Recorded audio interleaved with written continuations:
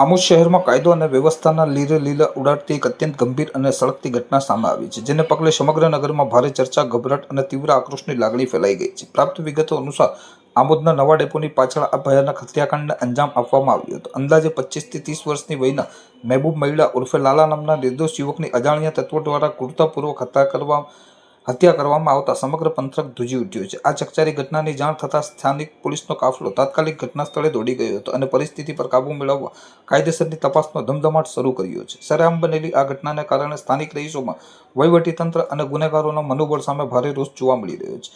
અત્યંત આઘાતજનક બાબત એ છે કે આ ક્રૂર હત્યાનો ભોગ બનેલ યુવક મહેબૂબ સામાન્ય પરિવારમાંથી આવતો હતો અને નાનું મોટું કામકાજ કરીને લોહી પાણી એક કરી પોતાના પરિવારનું ગુજરાન ચલાવતો હતો. તે ઘરમાં કમાનારો મુખ્ય આધારસ્તંભ હતો. ગુનેગારોની આ હિચકારા કૃત્યને કારણે એક હસતો રમતો શ્રમિક પરિવાર પાયમાલ થઈ ગયો છે અને તેમના ઘરનો રોટલો રણનારો વહાલસોયો દીકરો કાયમ માટે છીનવાઈ જતા સમગ્ર વિસ્તારમાં અરેરાટી સાથે ભારે રોષ વ્યાપી ગયો છે. પોલીસ દ્વારા મૃતદેહને પંચનામો કરી તાત્કાલિક અસરે પોસ્ટમોર્ટમ માટે આમોદ સામૂહિક આરોગ્ય કેન્દ્ર ખાતે ખસેડવામાં આવ્યું હતું.